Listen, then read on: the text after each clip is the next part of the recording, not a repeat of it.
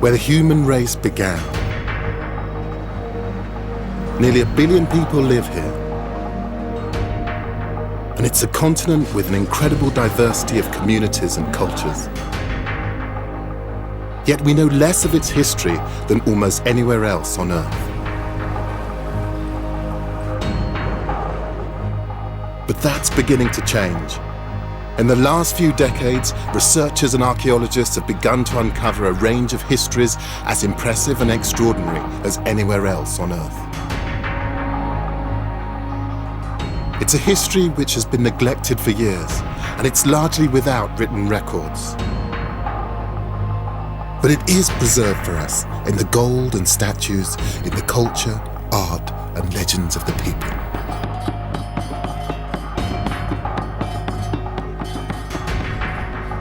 My name is Gus Casely Hayford.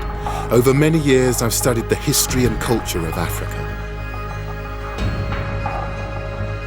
As an art historian, I'm used to drawing stories from mute objects from the past. I'm going to discover the history and find out what really happened to the lost kingdoms of Africa.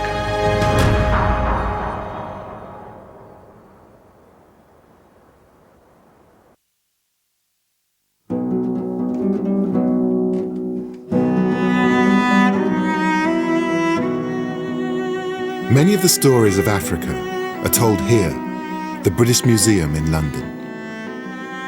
This is where thousands of artifacts, collected, bought, and taken from the continent, ended up.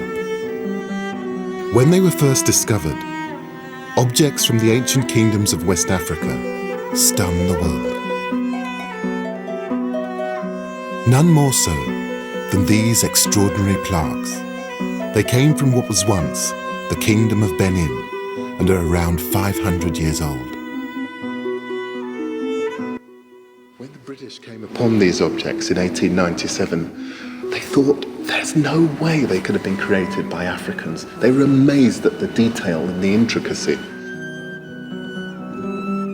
They were seen as being something completely revolutionary to the British, and you can understand why. These aren't carvings. They're 16th century casts in copper-rich alloys of brass and bronze. Over 900 plaques are thought to have been made. To produce each one, the artist would need to know how to make and fire a clay mold, and how to melt the metals to pour into it. It's an incredibly difficult skill to master. The combination of relatively sophisticated science and artistic accomplishment baffled most European 19th century observers. They couldn't believe that so-called primitives had been capable of producing work of the same standard as their European contemporaries. These amazing objects just didn't match the Europeans' view of West Africans. The questions were, where did they get the technology to develop this amazing bronze work? And where did they find the materials? But the clues to how such artifacts were manufactured are there for the finding. And I think they will reveal much about the West African kingdoms that created them. I want to know why they were made, what they mean, and what that tells us about the time and place they were produced. And there are some symbols that seem to reoccur. The leopard, the snake, the crocodile, so obviously they were very important. I want to find out what they mean and why they were so important to these people. These recurring images remind me of the symbolic motifs in Renaissance art. I think they carry hidden layers of meaning beyond the understanding of the imperialistic Brits. So what do the bronzes tell us about the Kingdom of Benin and its power and its culture? And what does the technology required to make them tell us about pre-colonial West Africa?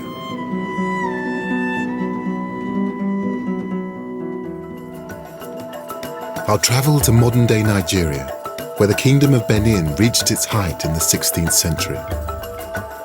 And I'll reach even further back in time and explore a panoply of ancient cities and kingdoms in West Africa, founded many centuries before Benin. I look for evidence in what's now Mali of how ancient culture and technologies made Benin and its bronzes possible.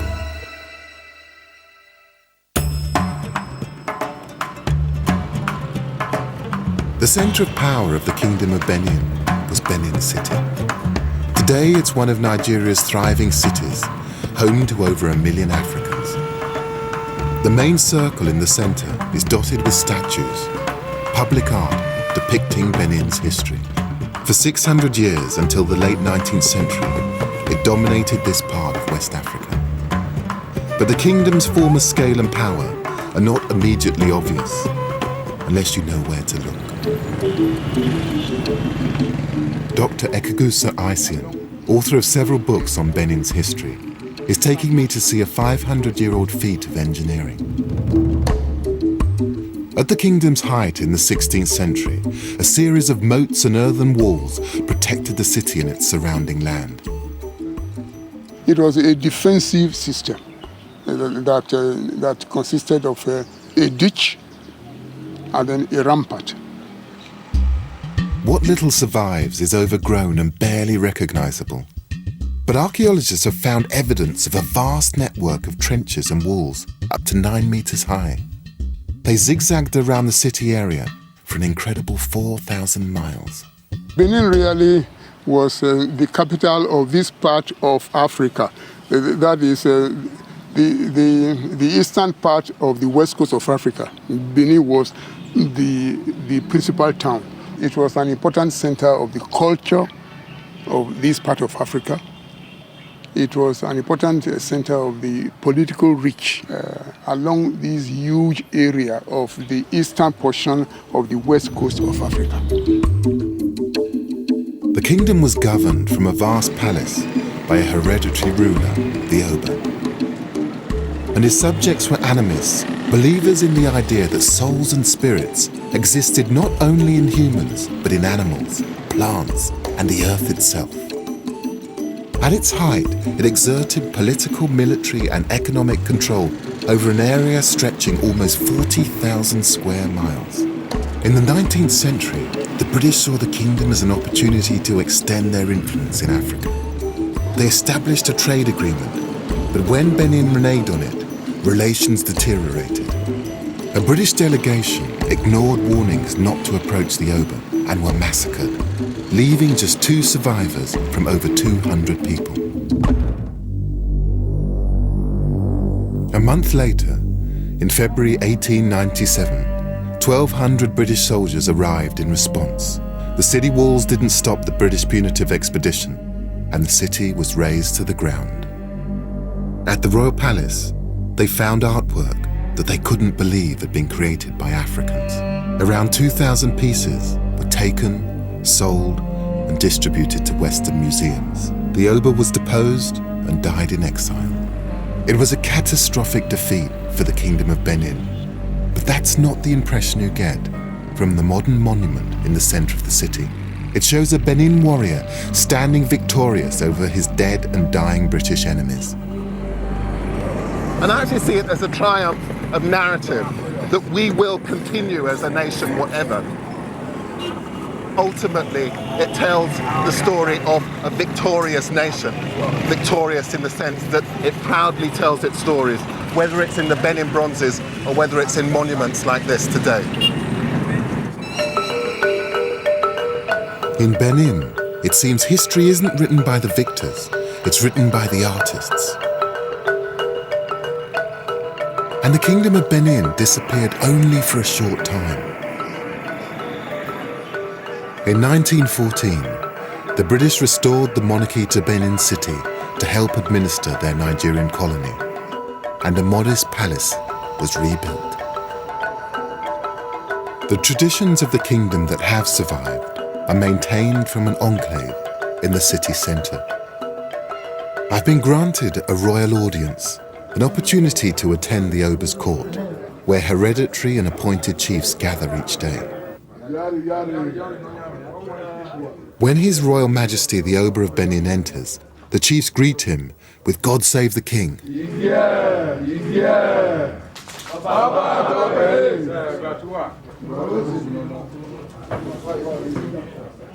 This is more than a symbolic institution. The Oba and his chiefs rule on issues brought to them by ordinary people. Their judgment carries authority here, and the kingdom exists in parallel with the Nigerian state. With a leopard at the Oba's feet and standard bearers at his side, it's like one of the Benin bronzes come to life.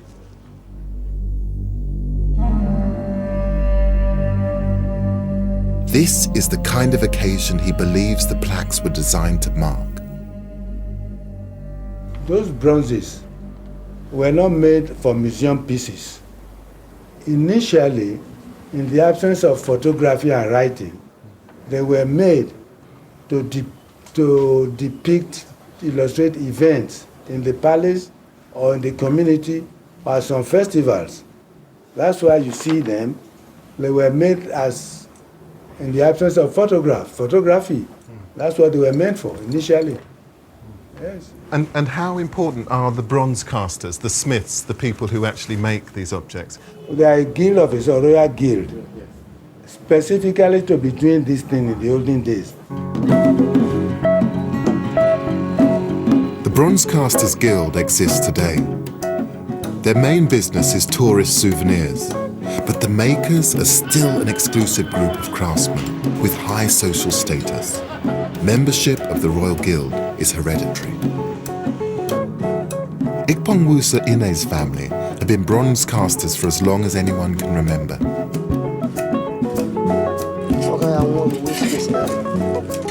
And the skills that created the 16th century bronzes are still evident today. It's liquid, it's now liquid now. You can see the flame. Is that Inside. The process begins with a simple clay shape to act as a core. So then you cover the core with wax? With wax. Then you start your details. The mouth, the nose, the eye. And then you cover it with the mud. With the mud? This is the soft mud which we use in covering them. So you cover the whole with the mud, soft mud, after the designing. The details in the wax will leave their impression on the clay mud. When the object is heated, the clay will harden and the wax will melt and drain out. Molten metal will fill the space left by the wax. Inside the fire is like this pot. And with this scrap metal, yes, you load this pot. In the 16th century, the craftsmen melted down copper bracelets brought by Portuguese traders to create brass and bronze. Nowadays, any metal seems to do. So you can put something like a car aerial It's scrap metal. Yeah. Then you put them in here. Then I put it inside the fire here. In the furnace, the assortment of metal melts at around 1,000 degrees Celsius. So you don't waste anything? Ikpong Musa has some molds that have been fired and the melted wax has been drained away. Now the molten metal can be poured in. It's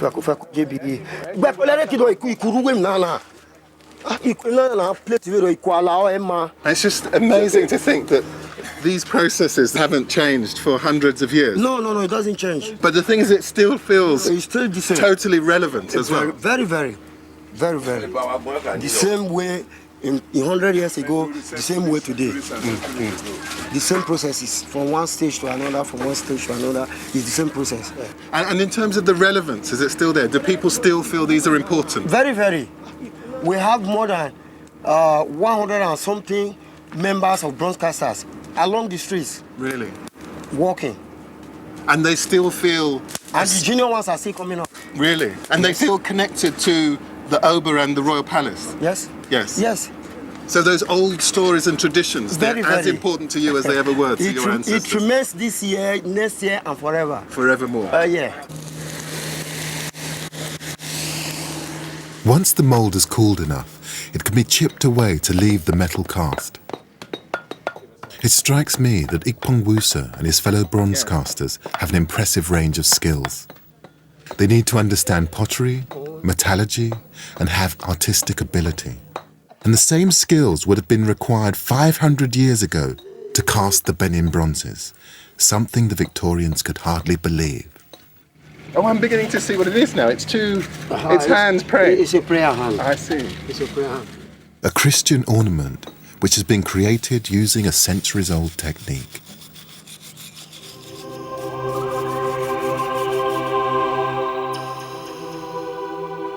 For me, these objects don't reach the standards of the 16th century bronzes.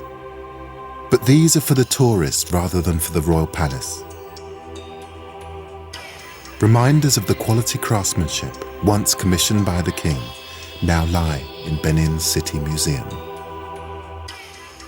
These are, sadly, mostly replicas of bronzes that were taken from here in 1897. But even so, I'm struck once again by the intricacy of these objects. It's always the detail that shocks me when I look at these Benin plaques. I mean, the whole thing is very much like a historical document as much as a piece of art.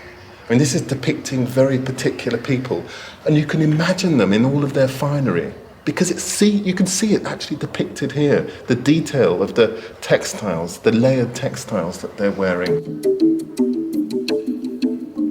Many bronzes depict 16th century obas, and they're records of specific events, such as military victories which expanded the kingdom. This, for me, will be Oba Essegy returning from fighting the Agala triumphant with his retinue. Oba Essegy bolstered the kingdom with the help of the Portuguese, who provided weapons and mercenaries for battles. Many of the plaques were made during his reign. The Portuguese also brought the metal, which enabled the bronze casters to immortalize his exploits. But this craft predates the arrival of the Portuguese, so there must have been another source of copper for the bronzesmiths. And while the bronzes were records of the kingdom's histories, I think they were also more than that. I want to find the origin and meaning of the symbols depicted in them, like this magnificent leopard and the snake which appears on the roof of the Oba's palace. I also want to find out how the culture and technology spread. The answer may lie in West Africa's dynamic and lost civilizations. For 1,000 years before the rise of Benin, West Africa had seen several overlapping kingdoms rise and fall. They had no fixed boundaries or singular ethnic identity. They were held together by the trade routes they sought to control. The 14th century saw one kingdom in particular flourish, the Empire of Mali and its city, Timbuktu. I'm going there to see whether there's any evidence that points to the development of Benin craftsmanship 500 years ago. In the 1300s, Mali was the most powerful kingdom in West Africa. Its emperor, Mansa Musa, was at one time thought to be the richest man in the world, famed for his vast gold reserves and for sending envoys to European courts. Timbuktu's wealth and power came because it was the hub of the lucrative Trans-Sahara trade routes. Arab merchants brought goods such as salt, textiles and new metals into West Africa from across the desert. Metals are still worked in Timbuktu's back streets. Very interesting. I'm told that in the 14th century the camel trains brought refined copper from North Africa, which made its way south towards Benin. But if this was the source of the bronze caster's metal, I wonder if there are any other hints as to the meaning of the symbols I saw in the plaques. The Arabs didn't just bring goods to this part of Africa, they also brought Islam. It's certainly very different from Benin. I brought a local historian some images of the bronzes. I have here some images of Benin plaques which are actually in the British Museum. And I'm just wondering if, looking at these images, if they played any part in the history or the mythologies of Timbuktu. Vers le nord, c'est très difficile de trouver les bronzes et autres. Parce que l'islam interdit de faire les objets à visage humain. De telle sorte que chez nous, c'est le dessin géométrique, c'est la calligraphie, c'est les poteries. Vous savez que en ce temps en Afrique, c'est l'islam qui a introduit l'écriture. Et quel que soit, on ne peut pas échanger avec les images, avec les sculptures.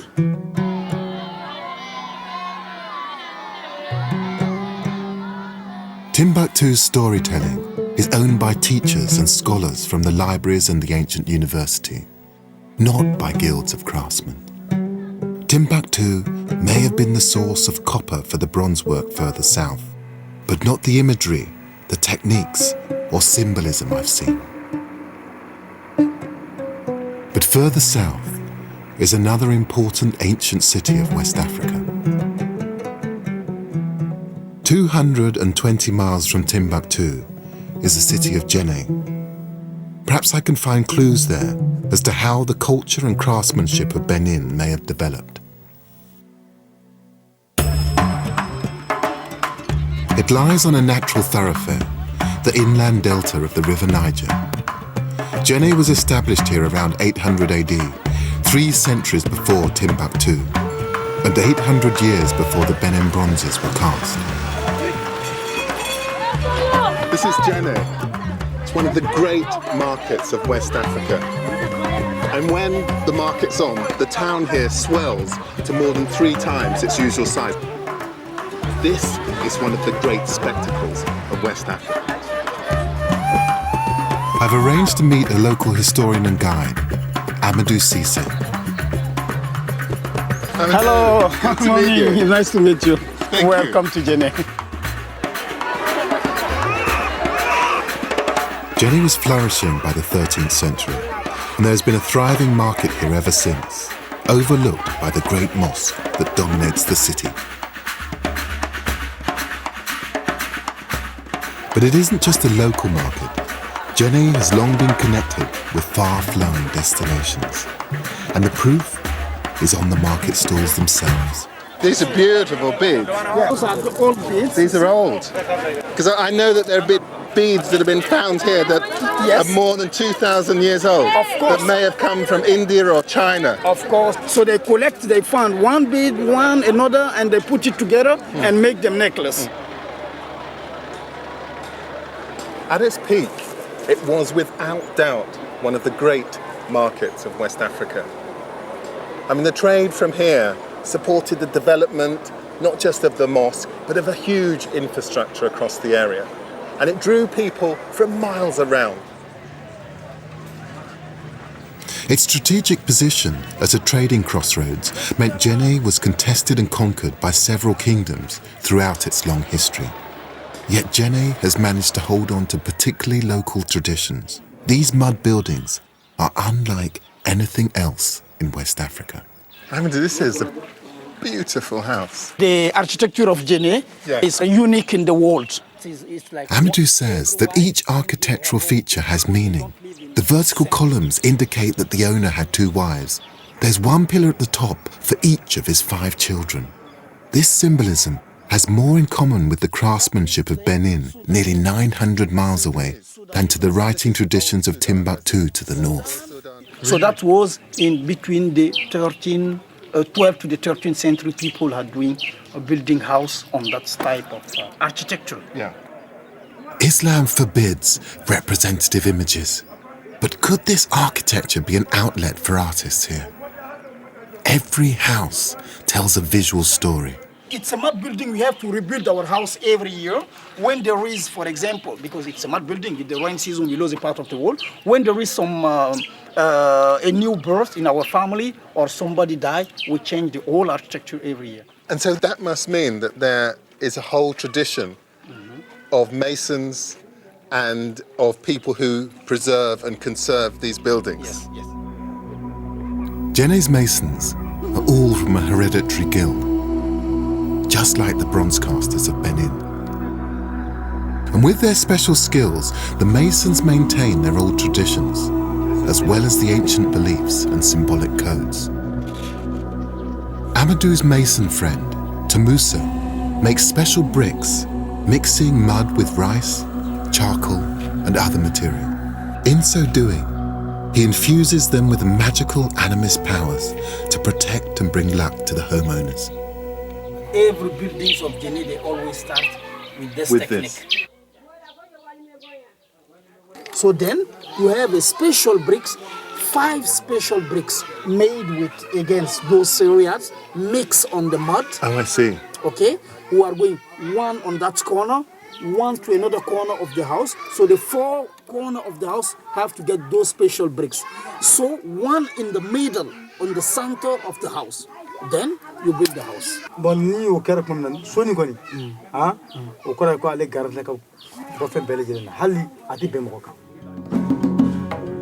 This is the animist belief that spirits can be found in earthly materials and in animals. Could this be part of the same traditions illustrated in the snake and leopard symbols of the Benin bronzes?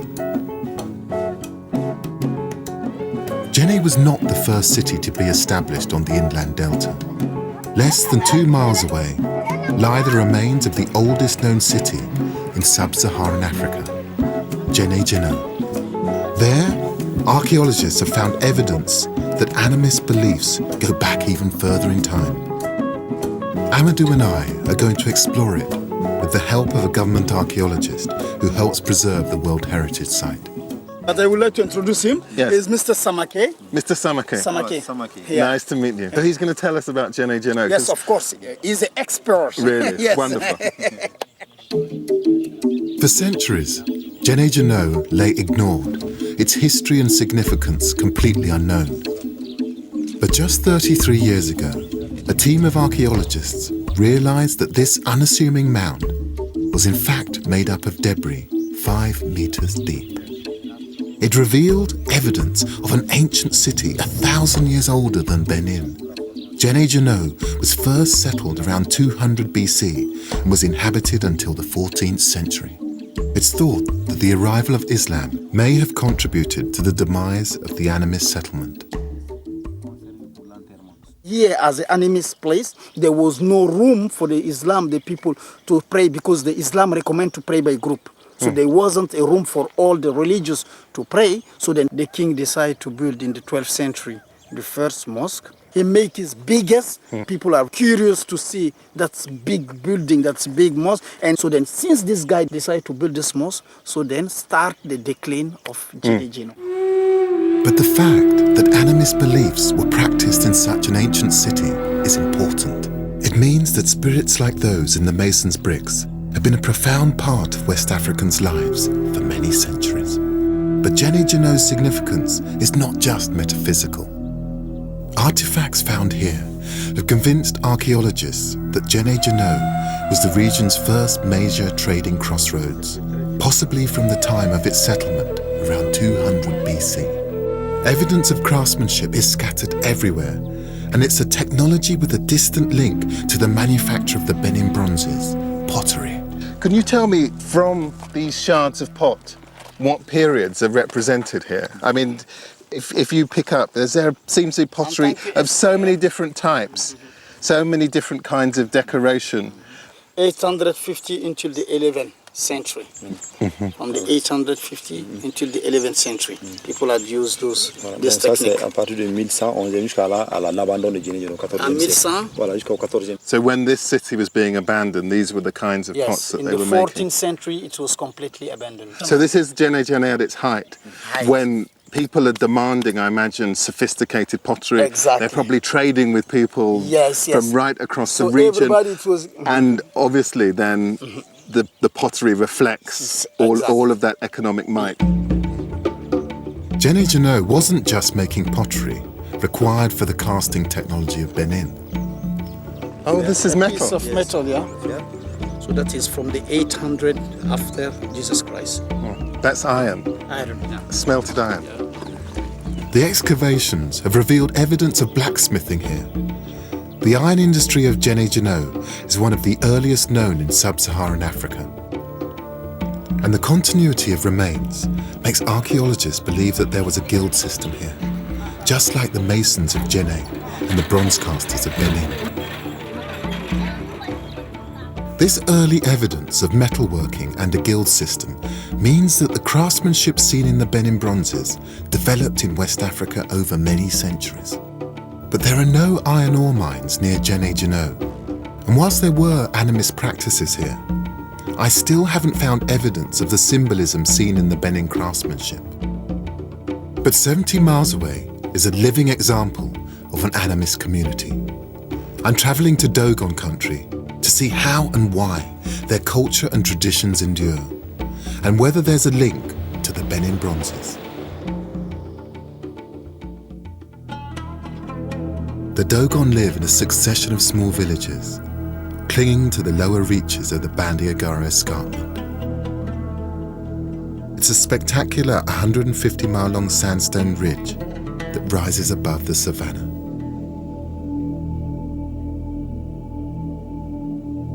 I've come here with a local guide, Kene Dolo. Archaeologists believe Jene Jano may have got its iron ore from deposits near the escarpment. And it's no surprise that there's a long tradition of ironwork here. In fact, archaeologists have dated iron smelting in West Africa to around 500 BC. And like the Benin craftsmen and the Jene masons, blacksmiths have a special place in Dogon society. In this village, we have only one family blacksmith. Family? Only one family.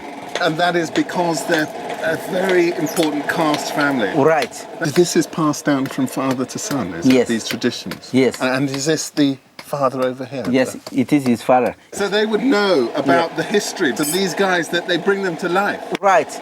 You take these ingredients, the ore which is from the earth, you take the coal which is from the earth, you take the air, the transforming of these raw materials. Yes. Just into something which is useful.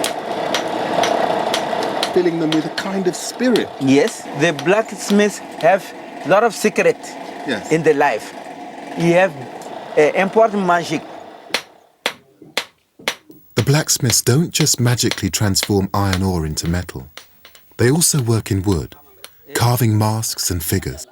They've been essential in keeping Dogon traditions alive since at least the 13th century.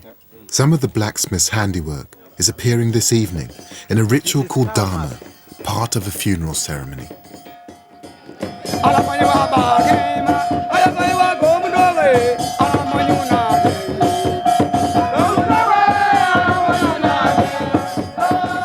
The Dogon may date back as far as 10,000 BC.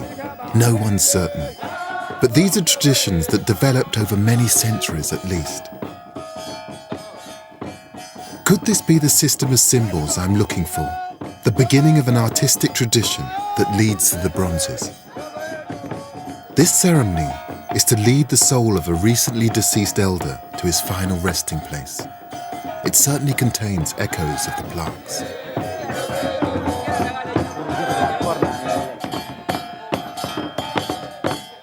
This is the spirit mask. The spirit.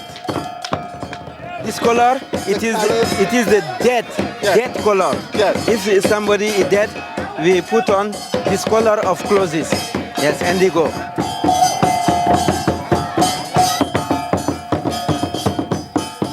He represents the heron, the four mask. The feet, he represents the heron feet. It is elegance. They are very elegant, just like herons. Yes, yes. This is a vibrant illustration of animist practices. In wearing the masks and costumes, the Dogon take on the character of the spirit they believe each animal possesses. Dogon tradition says that they migrated to the escarpment centuries ago from the Mandim Mountains, 400 miles away, because of the spread of Islam.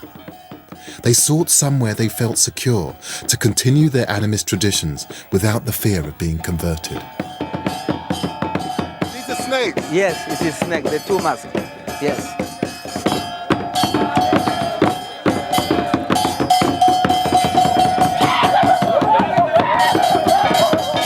And all this group, it is the lizard mask. What's happening here?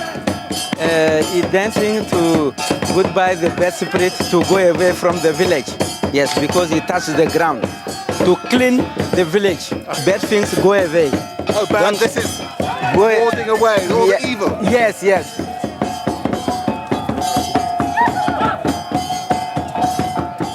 For centuries, Dogon culture has withstood pressures from conquerors, empire builders, and missionaries.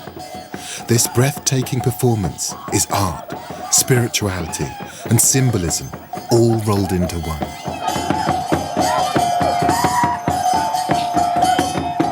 And I've seen dancing all over Africa, but that was absolutely the most spectacular that I've ever seen.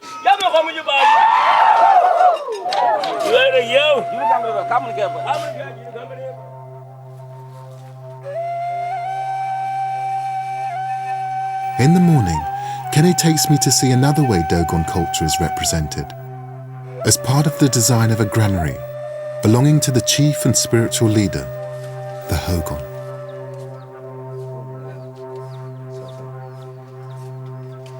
Oh, look at that.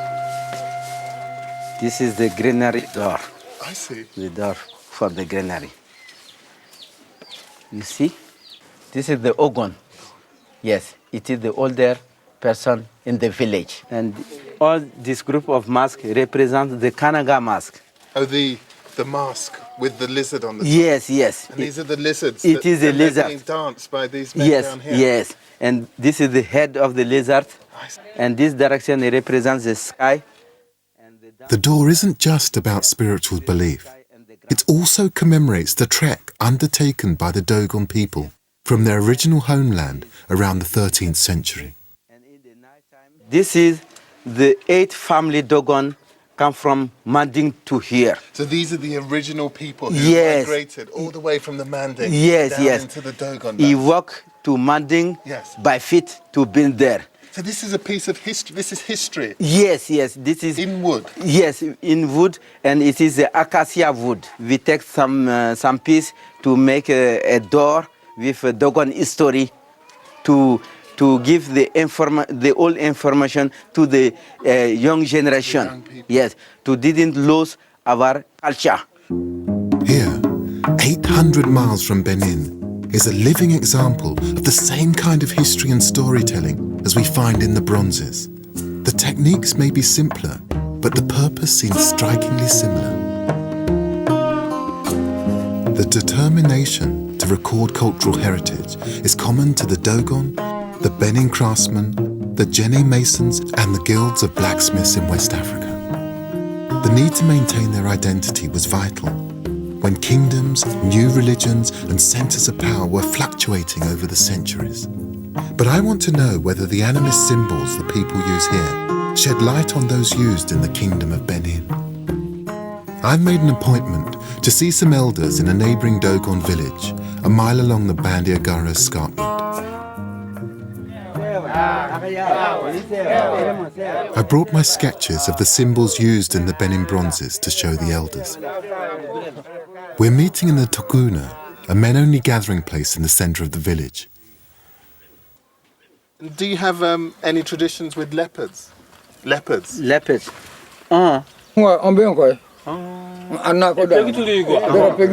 Which man? Yes, this man. Really? Yes. You're from the leopard clan. Inafu babin bimayola. So this one is you. Voilà.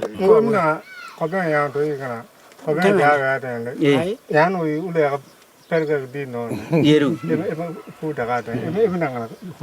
In the village, in his family, if one person have to die soon, the leopard come in the night to the roof. He climb into the roof and. Oh, really?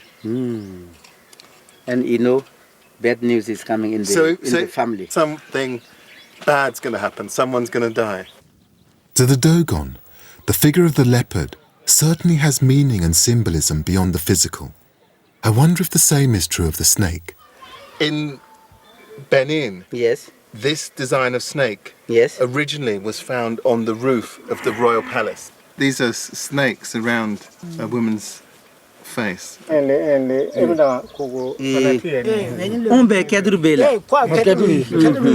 This is bronze. Bronze.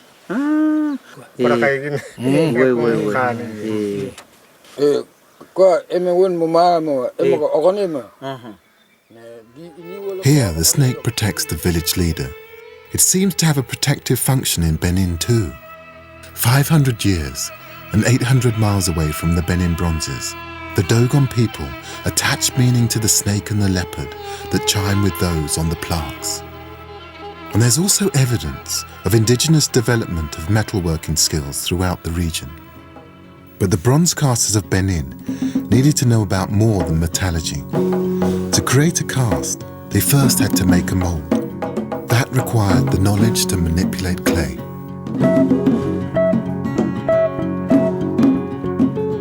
And high above the Dogon villages is evidence of how it was used 2,000 years ago. Kene has taken me to the plateau of the escarpment. 2,000 years ago, all this place, it was a forest. Really? In this time, we have more rains than now. Really? More rains than now. All is green. The people, if you go to hunting, you get many animals. Elephant, pork epic, you have monkey.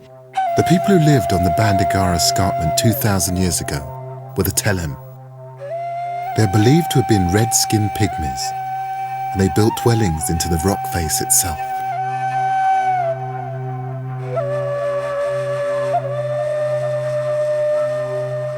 A belief endures that the Telem had the power of flight, and I'm beginning to understand why.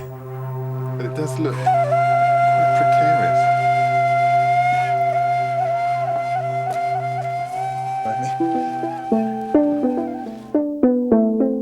Nestled under the cliffs are one of the wonders of West Africa. Kenny, this is amazing. What are these buildings? This is the Telem building. Yes. The Telem live here 2,000 years ago. Here it is the Telem granary. The granaries were built using rich mud from termite mounds. This material and the natural shelter provided by the cliffs means they're extremely well preserved. In some of building, you put the fruit from the tree. Yes. Because we have the forest close to them, and you take a lot of fruit. You eat some, and the rest you keep inside. So this would be a way of storing food, grain, so that in a difficult year, Right. you would be okay. Yes. It's not just about kind of survival. This is about flourishing. Yes. These structures are not just beautifully built, they've been decorated too. And the outer surface of these granary stores are just covered in these finger marks. It's just wonderful to be able to actually place your fingers in the marks made by someone possibly 2,000 years ago. It suggests that the people who lived here could think about more than simple basic needs. This is a kind of renaissance, a moment when things changed. With the development of these granary stores, the Telem no longer just had to be hunters and gatherers. They bought themselves the time to create art. Archaeologists have found carved headrests, jewellery, and even metalwork here. The Telem vanished from this area centuries ago. No one knows why. But the fact that jewellery and decoration appeared here 2,000 years ago is significant. It shows that there was indigenous development of an artistic culture in West Africa many generations before the bronze casts of Benin were made.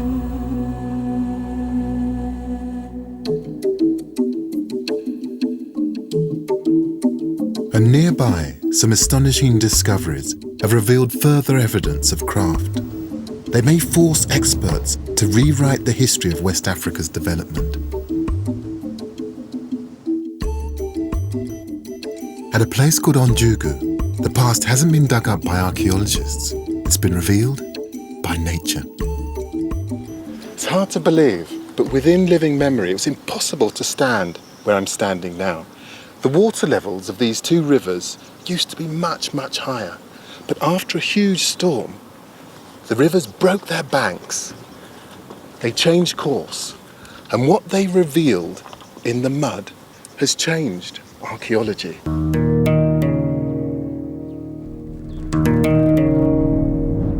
The river erosion created an archaeologist's dream, a cross-section of history in layers of sediment. In 2002, an international team began finding evidence of prehistoric human activity. Adamo Dembele is from Mali's cultural mission, which works to preserve the country's archaeological heritage. Nous sommes sur un des sites où l'équipe a eu à travailler avec une grande équipe. On a commencé de là-haut jusqu'en bas pour faire un décapage.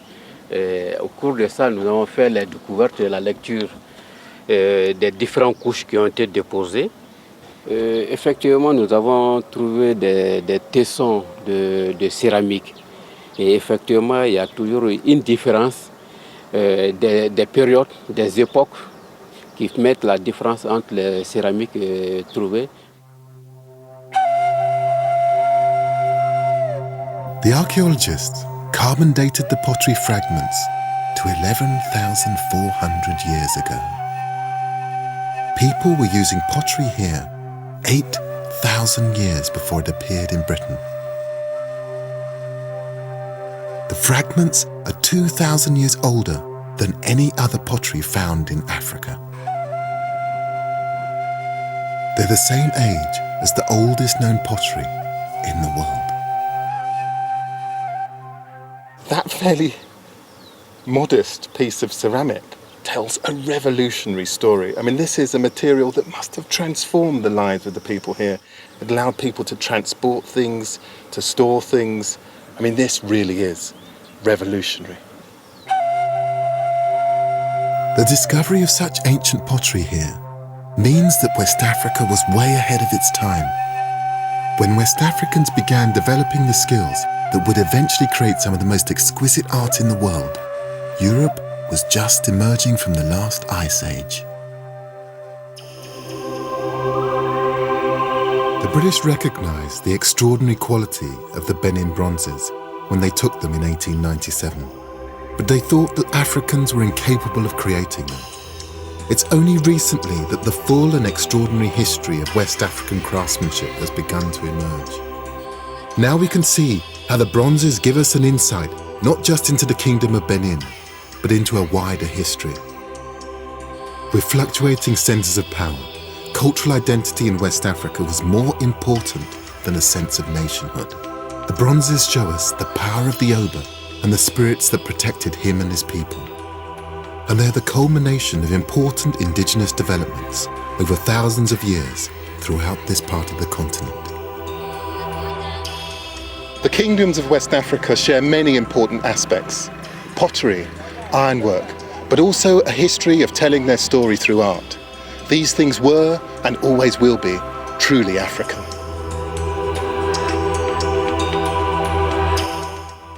If you missed this week's brand new drama here on BBC4, there's another chance to see it later this week. Mrs. Mandela is on Thursday at 10:30. Next tonight, we're off around the world in 80 treasures.